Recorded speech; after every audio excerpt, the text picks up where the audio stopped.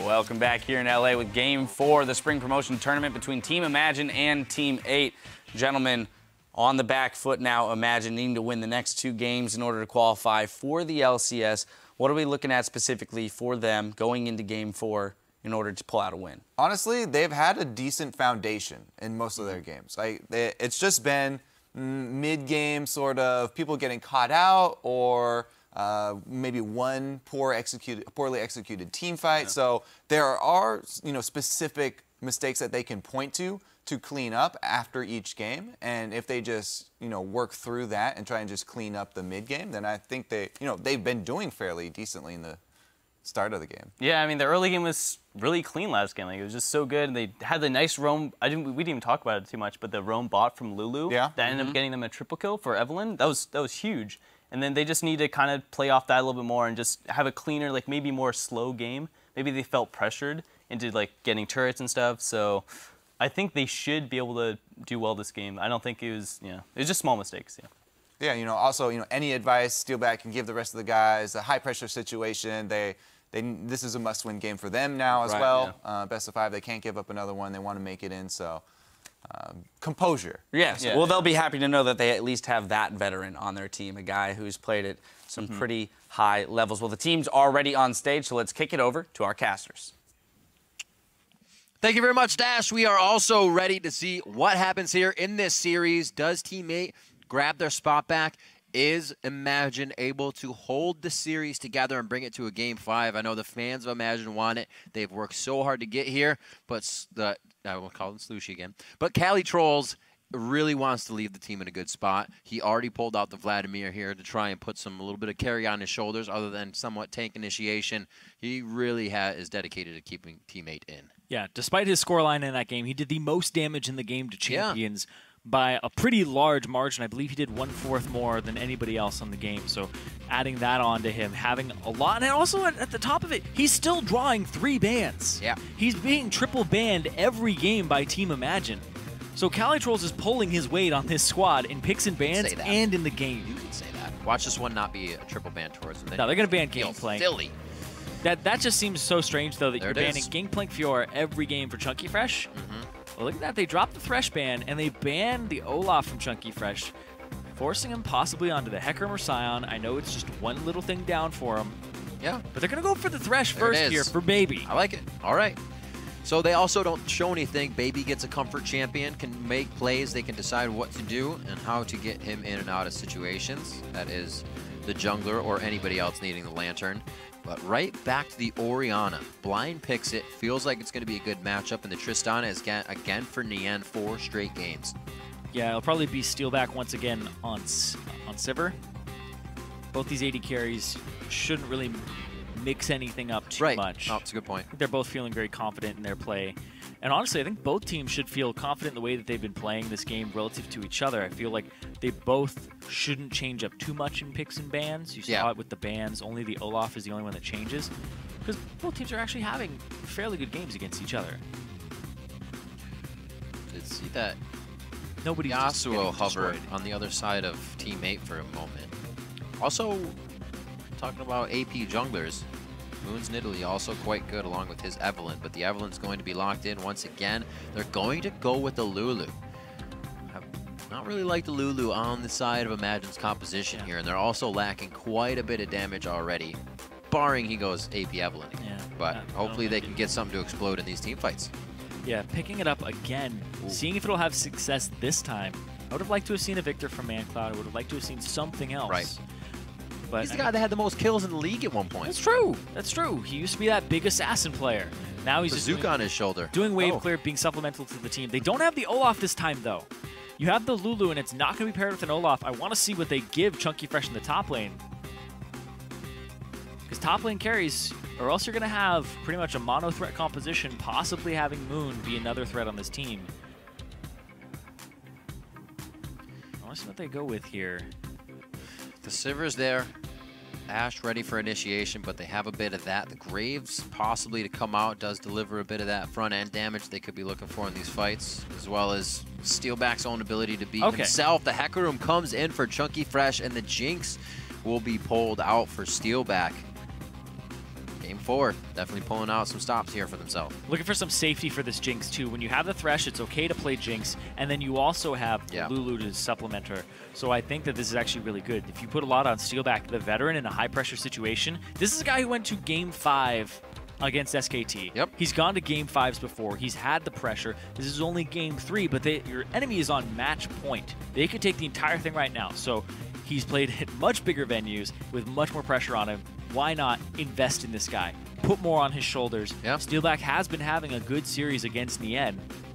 Yeah, that's a good point as well. Goes deeper than just Steelback having all that experience. Within this series, he's been definitely making his mark. As we said, within the games where things weren't going well, he still performs quite well for the team. So he's always a rock that they can kind of lean on when they need it. The Kayle gets picked up. Callie's going for the Kayle in the top lane. It's been quite a while since we've seen her join that. About a year ago. Just about.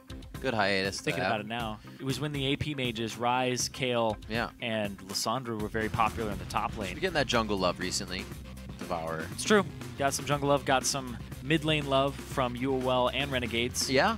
Both Devourer junglers, both Devourer laners. And I did not like both of those those Kayle picks. Well, we'll see. Callie I like this one a little more. He's going to see what he can do. It's also going to give them a bit more safety if Nien goes a little crazy this fight. If he feels like jumping in, they'll have the savior for him. That's why you picked the Kayle. In case Nien wants to go crazy again, you give him a shield, make sure he can't die. Everything's good. Everybody kind of has a way to make themselves get out, except for Orianna here, really. You got the Alistar ult, you can repel. Hopefully Kale's use their ultimate, or Tristana can rocket jump. So it's going to be a very slippery team from Team 8 here for Imagine to lock down, and they really want to coming into this game to keep their dreams alive of LCS spots. Tell us how you think this series is going to play out. Tweet at LOL Esports with the hashtag IMG win or the hashtag T8 win.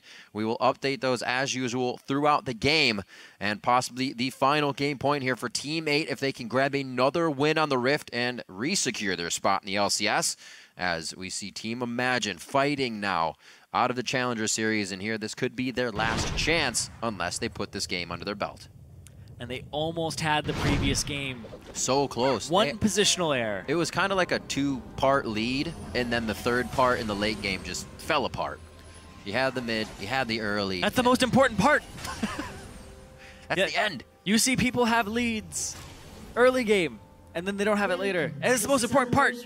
You see people with deficits early, and they come together. Then they get a lead later. That's the most important part. We'll see who gets it first. We have seen Team 8 come from that deficit and also do it from a lead. So yeah, they know what it's all about. Play the game perfectly, but if you don't play it perfectly around Baron, 40 minutes in the game, 30 minutes in the game. That almost becomes my favorite point. When everybody's maxed out items, summoner spells are up, you're testing each other in the endurance of the game as well as how well you can play that champion at max items, max abilities, max stats, depending on what's around you and what you have. It's always my favorite part. It obviously is the make or break fight, but it's fun to get there and attempt it because it's the end moment you hardly ever experience. Your adrenaline is just continuously going. We'll see if they bring it that late. We haven't had too many games go super long in this series. Our last series reached about a 40-50 minute game at the end there, as both teams kind of sized each other up nicely by the end of the series. 56-minute game, yeah, I think. It's close. Very, very long one. See, though, both junglers, once again, going with the adaptations they had made to start on the bottom side of the map for both of them. But no lane swap again. This favored Imagine heavily in the beginning. This is also a lane where you can get a lot of pick, a lot of catches here. It's a very easy to gank lane for Moon. Moon wants to take a trip down here. That cleanse is going to be a bit of a bugger as he tries to get in. I think we'll be able to get it out safely. Same side start again, so mirroring what pretty much happened going into Game 3 here in Game 4 now. See meet towards the bot lane. We saw Moon get a lot of early kills in the bot lane. It'll be kind of telegraphed to go for the same thing this time. But with a hook, it may be that much easier. Get that early hook. They're also pushing this wave up a little bit faster. If they can actually clear these minions, they'll get level 2. I like once that last one waiting on it. There it is. Yep. There you go. Yeah, they can tell. You see Dodo in the end backing off. I also like the small adaptation. CSing by Chunky Fresh. He's the one who comes back toward lane with a pink ward this time. That was what Cali Trolls did last time, and him and Porpoise started to harass Chunky Fresh a lot. He should be able to stop that for a bit now once he gets his ward out. Looking to get the lane pushed. Throw that down. This Kale does a lot of harassing, but that's in between a long cooldown. He's not going to get blue buffs. True. And CER in his build will most likely be Nashor's Tooth dependent. So it'll be a while before this Kale actually has a good pattern to her. But you have to play around these E's. Moon is ready. Very nice timing by him. He's going to double off right to the tri-brush. He leaves. Hey! It's going to be Moon. Oh, there's the exclamation. They see him. Cocoon comes out. Chunky Fresh wasn't actually in the way. It's going to be Cali getting it to it first, and that's Moon going down. Porpoise refreshes his double buffs. Chunky Fresh is really trying to clean this one up. Every last bit that he can get out, and he does come up with the kill, but that's the kill assist over to Team 8. The same route as before. Both these junglers are going to clash top lane in that tri-brush with everything just going perfect on a timer. And the Cocoon landed, and Moon used his W right before it landed. So the speed buff was just wasted. Right. That's very unfortunate to have happened, but Porpoise, nice and fast with the fingers, able to get the kill that he needed, and 2 there. So completely switched up. That was, as we said, Moon getting 3 in the beginning. Let's see how Porpoise can catapult the team now in every one of the lanes into a good position. Cali Trolls, this means he comes back with more wards now, and that pink ward is instantly taken down the Chunky Fresh had. So vision for him is going to be that much harder on the top. Think about it from a mentality standpoint too. You had game 3, you're coming into game 4, you give up 2 kills early. Yeah, right. You were operating from a lead in the last game. And that's just after somebody says, all right, we got this. Yeah. And boom. This happens. And now you really need somebody to tell you that you still got this. You still have this. This is when silence becomes chaos. This is where you need that one guy to still speak up, say, don't even worry. Just like you said, there's the late game. We still have the late game. Just don't let this happen anymore and play it safe. See if they can make some of their own advantages. It looks like they're going to be taking a lot of heat towards that top side, though. Ignite, teleport on that Chunky Fresh. And Porpoise was just wandering around that area once more, but it's too pushed up, so you may see a lot of ganks on him coming through. And the best way to start off, possibly the last game of your career for Cali Trolls. 2 kills in the top lane going over to the jungler. Feels good. On the back of you, you're ready to put your team in the LCS and leave them there. And then look back on it like the legacy he wants to create. Also may make it difficult. Don't know when the last time Chunky Fresh played against the Kale in the top lane, so if that Kale gets going, he may not be able to get the right instances of farming that he wants towards Golden Glue in the mid. Not enough crowd control to lock him down, though.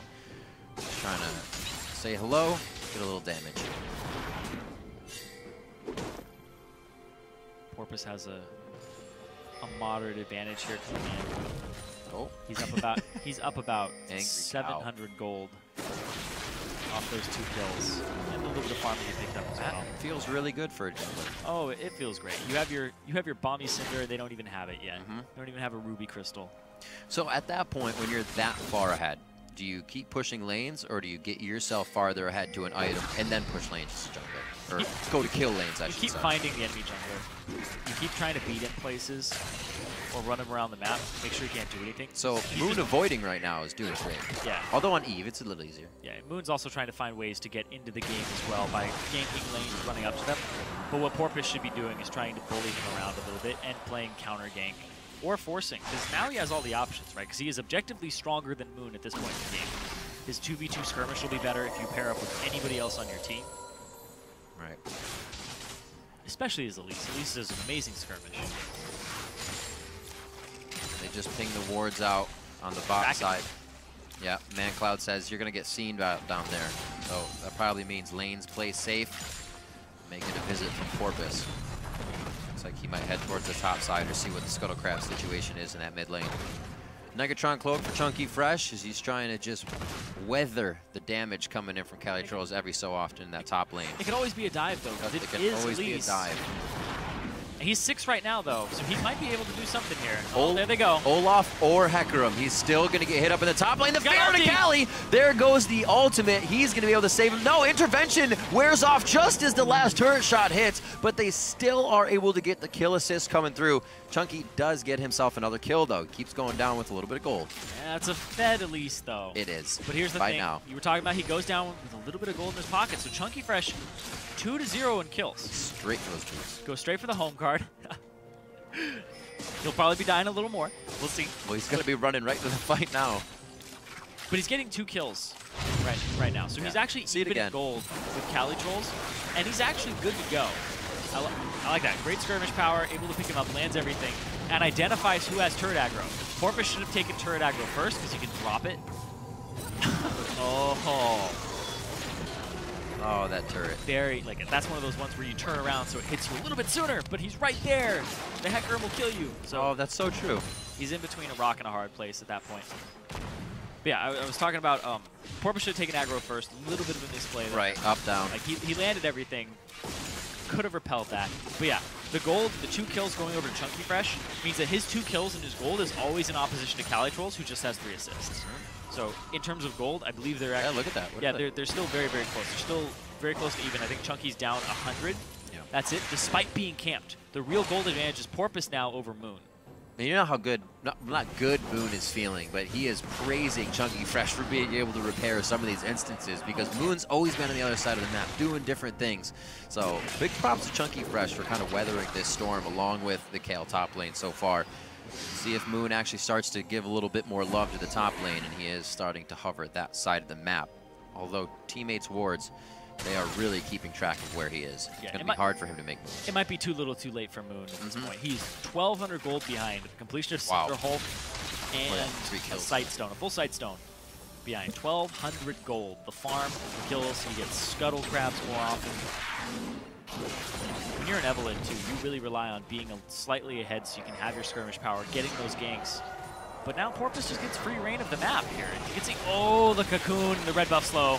So they have timing of 1430 on the blue buff. They know the junglers towards the top side are backing, so they go for the bot gank. Team 8, their vision is just giving them everything they want right now. Yeah, this is falling apart for Imagine. Imagine was a team coming into this, they are actually impressing in this series because they're playing better than they did in the Challenger Series. They're taking Team 8 up against the ropes. Team 8 is trying to find advantages game 2, game 3.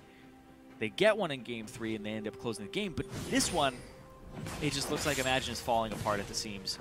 And this is a squad that had come together halfway through the season. They were able to turn their season around. Right.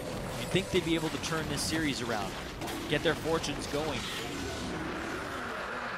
It's looking pretty grim right now. 2,000 gold advantage, 10K in. It's not insurmountable, but still. You have to worry about it. Porpoise is going to be a huge part of this game.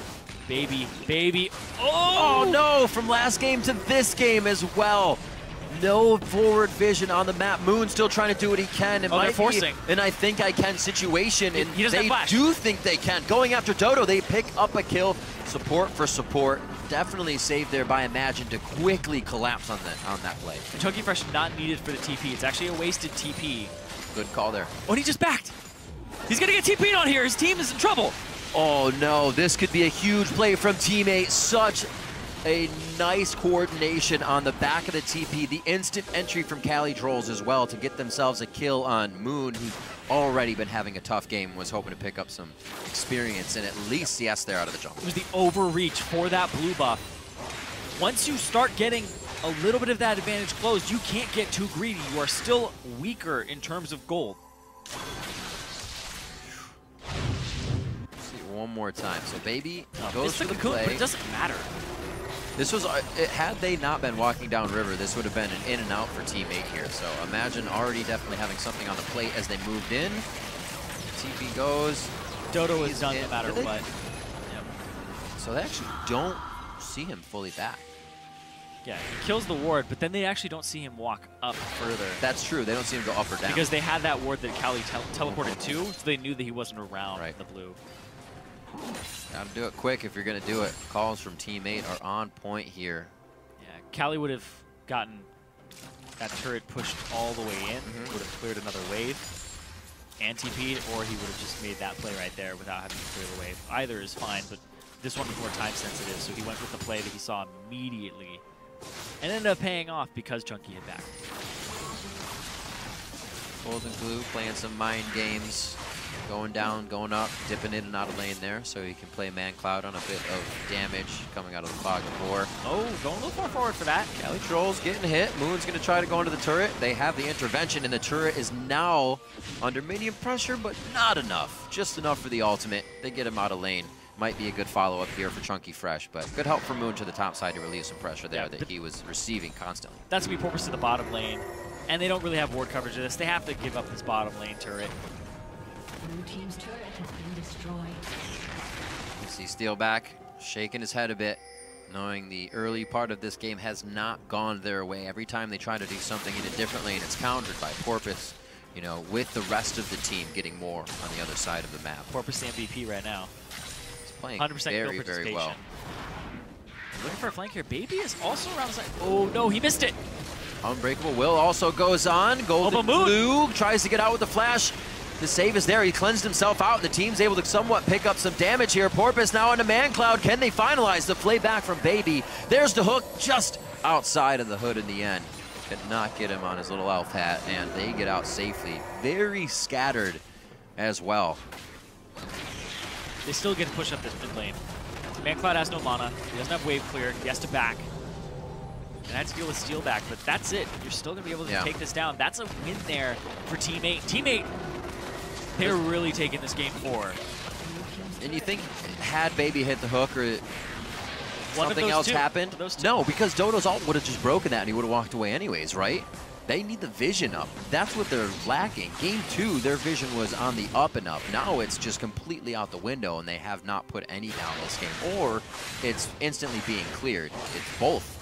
Really, Team 8 has a stranglehold on this game 4. That's what Team 8 wants. They want to be back in the LCS. Yeah. Cali wants to be able to leave with that legacy. They've gone about it in a way of comfort. Yeah. Tristana across the board. See Porpoise going back to Elise. Oriana for Golden Blue. Yep. Goes back to a mainstay champion that he played if he, as we said, wasn't on Varus or Ezreal or something poking in the mid lane. Usually wasn't a big conventional mid laner, but if he does, it's going to be that Oriana. Now Team 8 on a turret shutout here after the first 3. They've taken down the outer layer of Imagine, which does mean Imagine has some gold sitting in those turrets. When are they going to reach it, though? Or if they ever reach it. Yeah. Very strong game by Team 8 in the end, though. They are a Jinx comp. If they do end up getting a Zeke's Harbinger, force Steelback at some point in this game and get him towards that 100% or 90% crit build, he'll be able to take over mid-game team fights and just obliterate this team. Because you look at this team on Team 8, nobody's going to get tanky. It's just Porpoise. It'll be Porpoise, and then Cali Trolls will save one person. When you're AoE critting people from an extraordinarily long range, you're in a good spot. Where's Dodo Zeke's? It looks like it might be the Nails coming through. I guess so. Or he might go for, I believe that might be Talisman Ascension. Interesting. Yeah, that's true. Oh, the last hit! Oh! The mad he bounced cow off of him. Crushes down the horse. Just squashing pumpkins left and right on that one. The flash in on Baby! He gets a quick hit there. Baby gets obliterated, and this is not looking good for Imagine now. Team 8 has taken full control of Game 4. A 7,000 gold lead, one of the biggest through the series that we've had. And they are on to the inhibitor turrets in 16 minutes. And they have the siege to do so. Steelback is not here. That's going to be an inhibitor turret going down. Possibly an inhibitor off of this as well. Team 8 have turned the gas on for Game 4. They want to stay in the LCS. They really have, looking to keep that spot. And Cali Trolls is looking to keep the promise to the team. There goes Man Cloud. It goes down. Baby gets hit by the shockwave. He just came up. He's going to go down. Cali Trolls with the intervention saves himself, and the shield as well to boot. They are getting out with kills and an inhibitor, and they'll rinse and repeat in just a few. And it's only 17 minutes, and that's an 8,000 gold lead. So fast. And an inhibitor down on the opposite side of the map from Baron. They get to just roam the jungle. They get the dragon on their way out as well. Team 8 Like I said, they want to stay in the LCS. You can see how badly they want it in this game. Oh, like you said earlier, ManCloud, where the Victor laser's there to clear waves, the damage you can be providing instead of ulting people. I mean, you're getting engaged on here. You caught back or kite back and fight. In this fight. Boom. Yeah, he is Victor there. You would still died. Yeah, fair enough. That didn't matter. They pretty much went through the batting order too. Yeah, Baby died, right around. Came back, died again. Just gave up so many kills there. And Chunky Fresh even used his TP for a flank, but his team had died by the time that he actually came through. So he just trotted right on by using that summoner spell. Would definitely like to see ManCloud on the damage guy. Obviously, we've seen Lulu's carry quite hard. Ryu can do it well. We've seen quadra kills and whatnot from him, but just does not deliver as much as the guy who got the most kills. Split. Like, I keep saying that like it was an amazing thing. Yeah. He did it. The team obviously helps, but that's his style of play. That's his mindset. He wants to be in the fight, not shielding, supporting. It's obviously the team's choice. I feel like he'd be doing a lot better on something to just take the enemy team down. Opinion. Yeah. All opinion. But definitely not helping this game. 203. Golden Glue still on that Orianna, doing very well. 5-0-3 for Nian's Tristana as it follows through for another game. Cali Trolls and Porpoise really showed up to that top lane. They kept putting pressure on Chunky Fresh. Porpoise. Yep. He showed up top lane multiple times. You show up top lane 3 times. Like, well, what are you doing here? Why are you here? And he ended up getting so much for it. The first one, 2 kills. The next one, got another kill for himself. And then at that point, you can just get a turret, you keep diving. Yeah. Porpoise really put the game on its head. And that just shows how important it is for a jungler and a top laner to have a synergy between them. And then you saw how far behind Bloom was put. And this Evelyn just shut down. Steelback has to clear waves, and they lose another turret in the top lane here. Just off of the rotations. And the fact that they have super minions in the bottom lane. It's still so early on. Handling super minions with 1 item as Infinity Edge. That's a huge point. It's so hard. The minion does more damage than you. Pretty much getting knocked out of the fight. You can see it takes Steelback at least 4 or 5 shots to take the melees down at this point as well. What's coming in? That's going to be a dead baby. He goes for a hook. More of a deterrent than anything. He didn't think the engage would actually be there, but as sure as Team 8 is about their composition right now, they'll take anything that looks like an engage. Baby goes down once again. 5 kills. As he had just about 6 last game, it starts amounting to just too much for the team to handle. Now onto the next inhibitor turret. Just at 20 minutes in, this one looks like it'll drop without too much pressure. Yeah, they're systematically pulling them apart. 0-5, it's a dead baby, and no, that's not a joke. He's alive. Oh, We're safe. Over and over again. 12-3.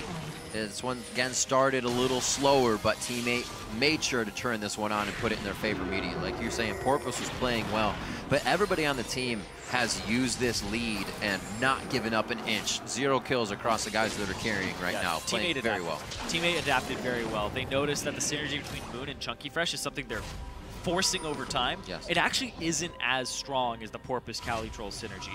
And then bottom lane, they were saying Baby likes to overextend for these wards. And they caught him over and over and over again for it. And then Porpoise was just tanky enough to go for dives, tanky enough to force things off of the top lane. It almost became kind of one direction as well for Imagine. You knew Chunky Fresh, Olaf, he's going in. Chunky Fresh, Olaf, he's going in. Something for Chunky. And almost every game, he was hit up 2, 3. The first game, 4 in the top lane, and the second one.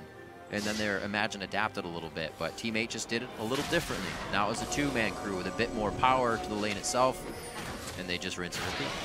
Really well played, like you said, adaptation by Team 8 here. And as well, a team from the LCS should be keeping their LCS spot, if you think about it.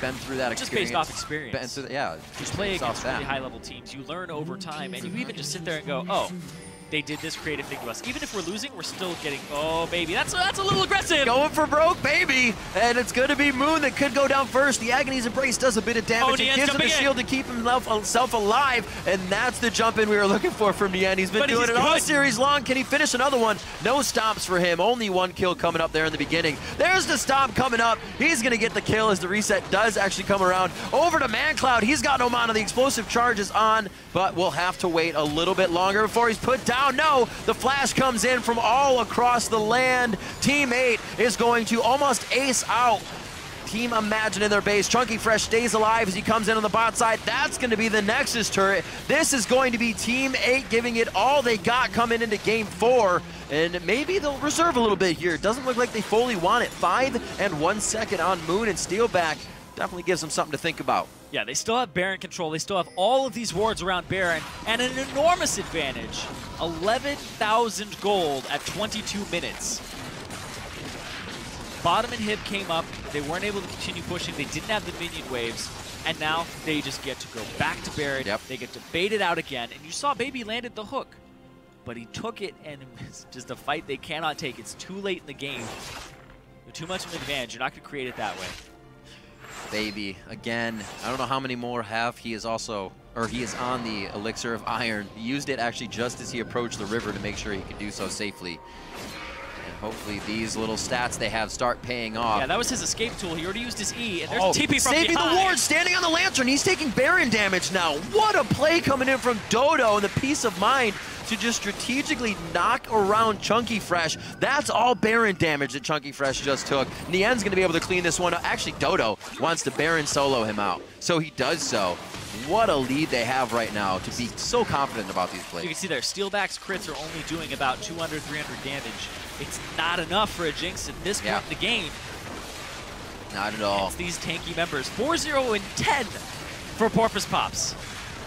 That Talisman of Ascension is finished by Dodo. It will be a Zeke's next, but I don't even know if they're going to have the time to get to that. What a game from Team 8. They're going to go back, get a quick sip, a breather, and head in. The Elixirs of Sorcery coming out. There's the Alacrity Boots and the upgraded Scrying Orb coming in for Nien. They're just kind of putting everything on. A bit of a surplus right now for what you should actually have in the game at 24 minutes. They have been steamrolling through this one. Now you just go bottom. You shove this wave out. Yeah, where else to go? You follow the minion wave. You get Dragon for yourself. Get the third one. Make sure you have that movement speed. Take everything you can. Shove up the bottom wave. Get that inhib. And end the game. It's the multi-step process for Team 8 here. But it's the safest one. And they're going to try to do it right here. There's the Elixir pop from Golden Glue. You're going to see an engage here from Imagine. They're going to try to go for broke. The way that they get back into this is you have to kill all the damage dealers, but there's still an intervention from Cali Trolls. It's just so large the gold advantage. It's almost impossible. They're linking the same composition, really. He was Shen, gives you a shield. He's Kale, now he gives you a shield. Well, a little bit shorter. Sometimes you die. He did earlier, but they're still kind of getting the same composition they want, so they don't have to change too much. They're running the same thing each time. You're only going to get better at it, and we have seen that throughout the series here from Team 8. Looking at a 14,000 gold lead as they pressure down onto Imagine's base. Chunky Fresh, not the initial hit they want. The cocoon hit. Oh, the shockwave! Whoa, Dodo goes in, the ball delivery cow ball, and that's Cali Trolls coming up with a kill along with Dodo. A few more start racking up for the team. Golden Glue picks up a double for himself, and a picture-perfect initiation that only missed Steelback because he was too far back. Gives Team 8 the base. They start to turn it to shambles, and Team 8 will retain their spot in the North American LCS. And Cali Trolls gets to leave the LCS with his team still in it. The legacy is still alive. In the end, very happy to be able to put up some fantastic games at the end of the split. Golden Glue as well, switching his champion pool a tad for the game, but reverting back to the Orianna in the end. And that guy right there for the end of the series, Porpoise, really turning it on. The focus he and Cali Trolls had to bring this game to a head was amazing. We talked about that synergy. Porpoise and Cali owning that game. Yeah. Owning that top lane. And that might be that man's last professional game of League of Legends. Very true, off the pharmacy school. After this, after a mighty handshake to Team Imagine, who played very well, showing what they did in Game 2, it did raise the question, can they continue to do this? Is that endurance there? Game 2 was completely a change. Maple Street with the high fives. Get back on the white line. Yeah, the hug between Nien and Chunky Fresh, former teammates. Yeah. They were both on Fusion together. Well, adaptation from both teams this game was seen. You just saw the LCS veterans come out a little stronger. And while there were still LCS veterans on the other side, it was a mixed bag the whole season. Changes in the team here, there, just really coming in I think July, or like the beginning of July was when they really solidified everything with the final roster they're rolling with right now. And both these teams had roster issues, but Team 8 had to bring on a new coach. Slushy from the mid lane brought in Golden Blue. That's true. And Maple, we saw him earlier, placed by Nien. They'll play each other in the LCS later on. And that man very happy. Gets to go back to school. Stay in school, kids. But take a year off and play Professional League of Legends if you get the chance. Look at that. Cali really went back to true form here in this game. He went back to Vlad, and he went back to Kale for the team. He got to leave playing his own style, playing the Kale top. Cool. Nobody else is playing Kale top. Right. He got to have his final game with a champion that nobody else is playing. That's got to feel good. It's got to feel fantastic. The rest of the team as well. He wanted to shape competitive top lane for a long time. He wanted to inject his style, and he never really got that large opportunity to do so, and this might just be his last hurrah. It could possibly be. We have seen people come back. Not too many, though. After they leave, they say, I have done well, and Cali Trolls has. I mean, not many people reach this stage. It's a dream of pretty much every person that plays. My dream was the stage, but now I'm here. It's still pretty cool. However, the dream for Imagine could still be alive. Definitely a team that has put themselves on the list of many viewers out there and fans as well with that type of play. We saw Moon stepping up, ManCloud as well stepping up in that game, and a little bit from Chunky Fresh as well. I heard that name before, obviously, but never saw too much of him. Definitely somebody to He was in an expansion tournament previously as well, so he has tried multiple times to get into the LCS, being in almost every Challenger Series since then, and has fallen just short. But this is the furthest that he's come, save for the expansion tournament. But he's always been a very consistent top laner. So Chunky Fresh, we'll still see him around. Moon is a guy we're seeing more and more up and up. Kobe was talking about how he just popped in a solo queue one day. Who's this Smurf? Who is this Smurf, right? And now he has so many accounts. He's just getting better over time, and maybe he's going to take that next leap, right? You go from Plat to Diamond. Diamond went to Challenger. Challenger, LCS. Next year for him, possibly. I know he has his sights set on that, and I feel like a lot of these guys are still around to just stay. I wouldn't be surprised if a lot of teams are looking at these guys as well. If they don't stay as a full 5 team, then people are going to be like, you're either going to sub or somebody's out, you're starting, because some very good players on that team right there. In just a few minutes, we will be hearing from Team 8, the winners of the Best of 5 series, to get themselves back into the North American LCS for their promotion tournament here today. But we have one team in, and actually... yeah, one team in. Coast in. I was going to say, wait, 2 teams in, but no. Wait, 2 teams in. Back in. Two teams are in, one back in. And Coast earlier today. So congratulations to Coast, teammate, for grabbing their spot back as well. It was hard fought. They were definitely struggling in the game that Imagine had a lead. They know how to hold it. Yeah, Imagine really gave them too much rope to work with there, too much slack. True. And that's one of those things where when you go back and watch that replay as Imagine, you have to think, we had this game. We had this game. And then in the 4th game, it looked like they were just still recovering from that previous game. Still recovering from, we had that lead. And that's always the thing, too, when you go into that situation. It's so hard to shake off. We can sit here and say, oh, you just shake it off and go into the next game. But the way you internalize it, the way you think about it, it will still affect your play and scar you a little bit. Go ahead. As you keep going through the game, you face check another bush, and you're just like, that's it. That's exactly what I was going to say. And you start just feeling defeated. You feel helpless. The ending, warding without vision, would definitely put we'll just say warding without vision really started to hurt Imagine there. No names, obviously, but because everybody, it's the one thing you want to pressure that last thing, just that one more second. I don't think anybody's going to be here. That was actually a huge mistake. Oh, maybe this one, that, it just happens in that instance. You obviously don't want it to happen, but you just kind of, you lose the moment. I ward without vision to get the vision to continue warding. It makes sense. It actually does make sense. It's just funny to say I'm warding without vision. Right?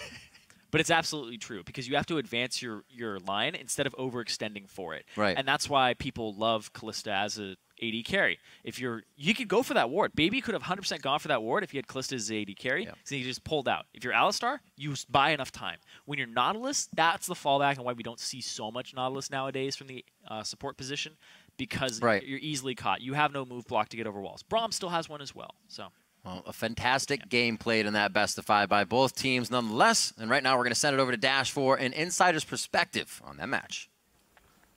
Thanks, Riv. I'm joined by teammates Cali Trolls, Nian, and Porpoise. I got all three of you up here. Nian, I'm going to come to you first. Requalification for the LCS. You know, it's not a situation you wanted to be in to begin with, but you were here. You guys persevered through it. You've made it back in, so you've guaranteed yourselves, you know, all the way through to the end of the spring split. How does that feel? I don't even know how to feel, honestly. Like, I've played League for 3.5 years now, and like this is my first time ever winning anything important. Like, this is my 5th relegation match. I've lost 4. So it's like, I don't even know what I'm thinking right now. It's just really nice to finally win something. Well, it has to feel good. And Porpoise, over to you. We had a nice feature about you and your brother and the fact that, you know, playing in the LCS was both of your dreams. He is here with you, you know, helping out with the team. What has it been like, you know, the journey through the LCS to now, and also knowing that you're going to requalify and stick together for at least the near future? Well, it's like this big journey from the first split we got in.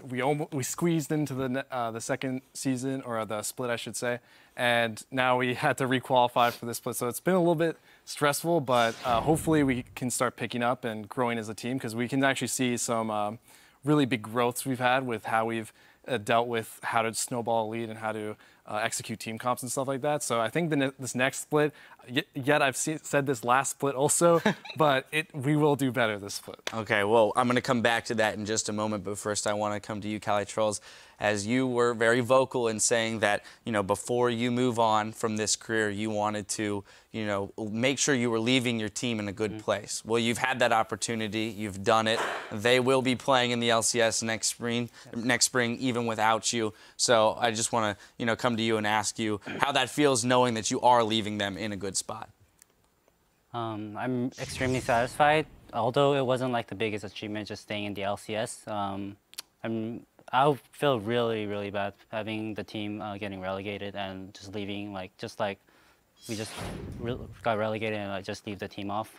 It's been a wild journey for me and just life of dream for me the past 1.5 years, and I really enjoyed it thoroughly in my life. There are certain times that was really stressful, but I think I just lived through my life and I'm really satisfied. I think I can speak for, you know, all of the fans, the community at large, in saying that we're very grateful to you for having spent this time with us at the LCS and providing us with so much entertainment. Back to you now, Porpoise, and your point about improvement. You know, specifically leading up to this tournament, this series here, it's an interesting, you know, predicament that teams find themselves in that multiple patches have come through and a fair amount of time passed between the last time you played on the LCS stage in Week 9 and this tournament. And playing against a challenger team where you're not going to get a ton of information about them, what was your preparation like as a team? How do you plan for this series specifically as opposed to one against an LCS team that you've seen play so often? I think playing against a team like Imagine is less about preparing against them and more preparing yourself for anything that they could throw at you, any sort of pick. I knew that Gangplank was a high priority. We thought they were going to pick it a lot and try to first pick it, but instead they actually banned it and they expected us to play it, which was kind of a weird difference in strategy that we thought they were going to do. But basically, you just have to prepare yourself, less than trying to prepare against them, because you have no idea what they're going to pick, especially in this next split. Everyone's going to be playing different champions and stuff like that, so it's really just preparing yourself. Mm-hmm. Well, you mentioned next split and all the changes that are going to come through. You know, presumably by the time we get to the next split, in the end, this is a team that has been on that cusp of relegation, playoffs, you know, sitting in the 7th, 8th place slot. What is going to change between now and the spring that's going to catapult you guys up into that upper echelon of teams? What do you need to work on specifically in this off time to make sure that you guys get there? I think a lot of our problems stem from, like, I played really poorly this split because I lacked a lot of confidence in myself from just reasons. And so in the off season, I'm just going to work really hard to try to improve as much as I possibly can, not only as as an individual, but also as a shot caller. I've been planning to go to China for a boot camp to try to just train against the Chinese AD carries and just try to become as good as I possibly can. Because they're insanely good, best AD carries by far. Yep. So just being able to train against them would be really good for me. All right, well, that's a really cool opportunity. Porpoise, what about for you individually? What are you looking to work on in this off season? Well, we're going to pick up a new top laner, so it's going to be hard transitioning how I play. Me and Callie have grown kind of the way we play together, and you saw like we did a lot of dives and things. They didn't work out in the last game, but we do that a lot. We're really aggressive, so finding a top laner who can kind of set those things up like Callie did. Callie played really well, traded really well, so we could set up a lot of plays. If we can find a top laner who's like half as good as Callie, we should be okay for next split. Has the searching process for a new top laner begun yet for the team, or is that still a ways away? Not quite. We have some options on the table, but we're taking a good look at, everywhere we can. All right, now finally, I want to come back to you, Nian, and give you the opportunity to speak on behalf of the team to Callie about what he's done, having been a person who's been a leader for the team, one of the founding members of the team, and now that he's going to be parting ways with you guys, leaving you in the LCS. Is there anything you'd like to say on behalf of the team? I'd just like to say thank you for playing. It was fun playing with you guys, especially like everyone on the team. I just had fun playing with you guys, and like you're super good, and appreciate you helping us get back in. You did really, really well today, and I think everyone on the team would agree with me. So thank you. Definitely. And Callie, to you one last time, anything you'd like to say either to your team or the fans at large who have supported you throughout your journey in the LCS?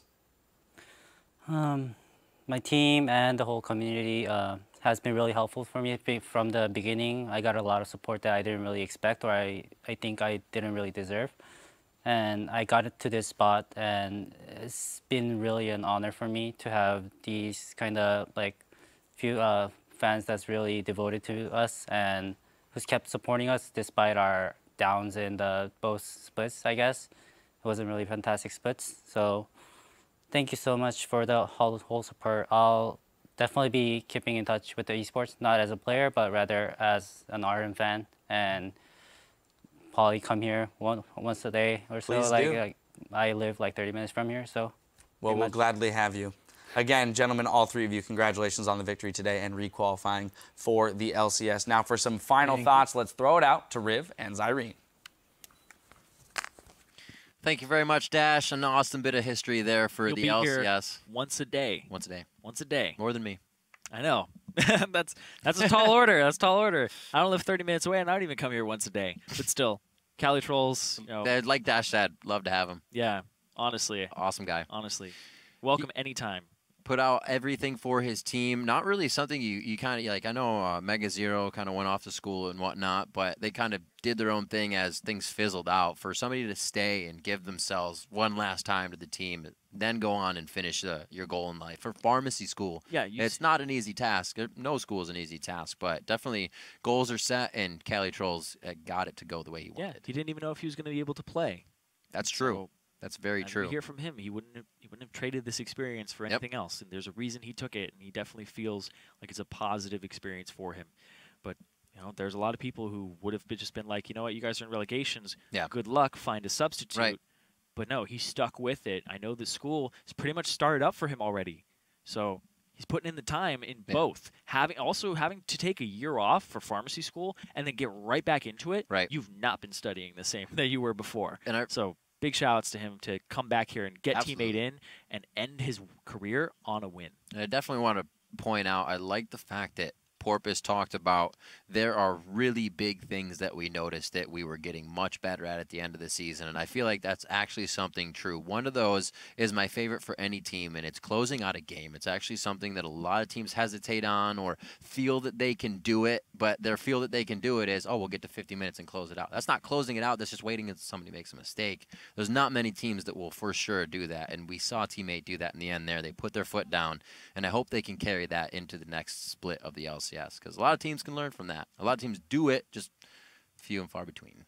Yeah, there's actually a trying to remember who it was. If you want to go see a great example of how to close out a game, it's the EDG Game 1 of the playoffs. I believe it wasn't against IG. It was against I think it might have been QG. All right, Xiaogu, maybe. I think so. Somebody will go on the hunt. They'll tweet you about it. Yeah. What do you think about it? I watched it and I was like, wow, this is how you close a game out once you get a lead. But anyway, it's the EDG game, game 1 of their. Those are always great games to go back to. It's like going back qualifiers. to watching Gambit run Jan in the jungle with Siobhan. This kind of stuff. Like, this stuff was so cool. And now to wrap up the spring promotion tournament, let's head over to the analyst desk. Thank you, gentlemen. And again, 3-1 victory there for Team 8, requalifying for the LCS. Gentlemen, I just want to get your final thoughts on the series as a whole. First, let's start with Imagine.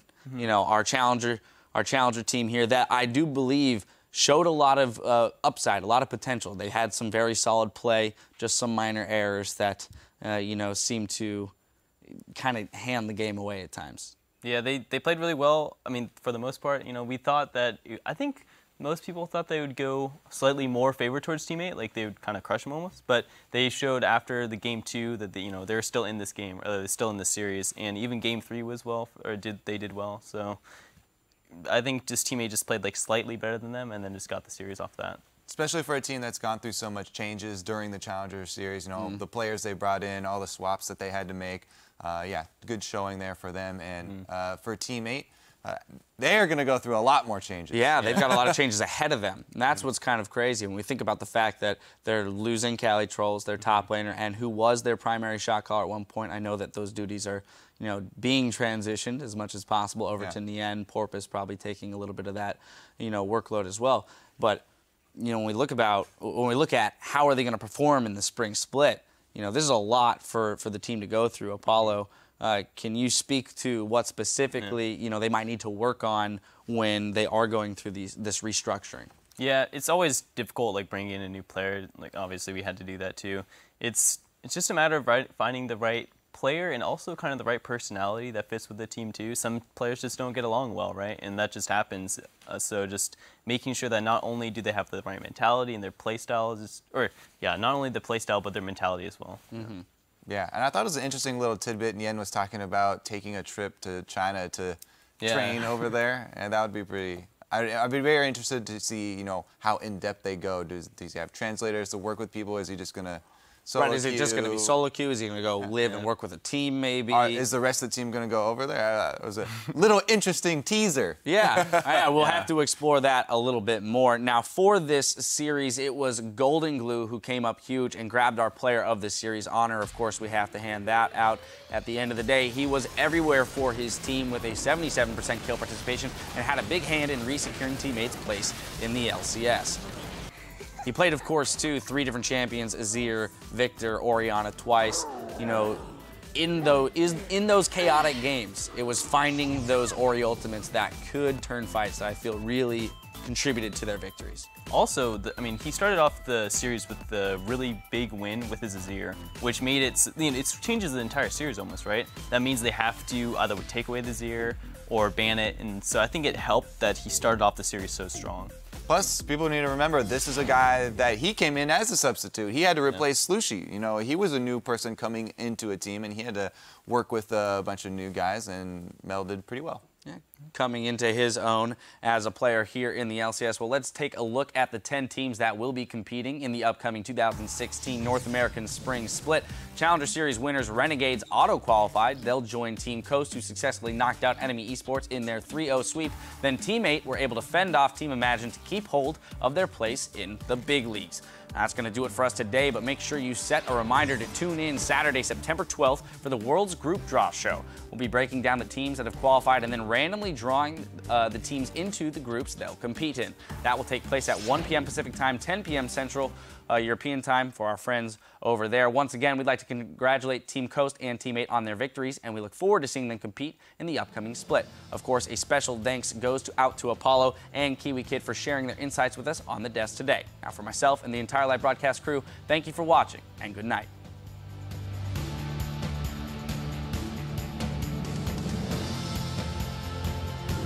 LCS spot is on the line. The best of 5 that determine who's going to be the next team to join. Players slowed down. Somebody will use will save Voderdub for now, but Chilling Spike comes through and Chris gets in with the parlay. Flair's going to be the 3rd death as well. Yeah, don't worry. I poked out Lucian. Oh, Lucian's super really low. Lucian's super low. Nice. Push everything. Bottom. New come. They close out game 1. 2 more, and Coast are back in the LCS. But a kill still comes through. They got 2. Oh, dear Lord. Chris refuses to die. They're going to get 3. Backline, right here. Backline. I'm over Brand. Backline. On Elise. We got them. Baron. Nice. Go back. Nice shot.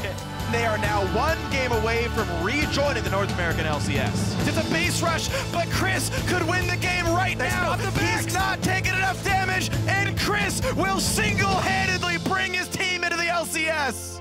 I'm gonna take off my shoes, guys. In honor of Maple. I always do that, actually. Yeah, I'm tired. I went to sleep after that game. Now listen here, youngster. You're not tired. You're pumped up. You're ready to win, dude. Coming in for Steelback. This could be that cleanup. We were waiting for the fight. That's a double. Could be the triple. Shot goes over the wall. You're looking for the fights here. Here comes the Oh, my word. He doesn't even get to the choke point. He gets taken down by Nien. Teammate take down Imagine. First game of the series. I'm flashing. I'm Coming. a lot of damage. Back. Kill me. Go, really. I'm anxious. We have an even-Steven game here. Cali Trolls is looking to keep the promise to the team. There goes ManCloud. He goes down. Baby gets hit by the shockwave. He just came up. Oh, the shockwave! Whoa! Dodo goes in. The ball delivery cow ball. And that's Cali Trolls coming up with a kill along with Dodo. And Team 8 will retain their spot in the North American LCS.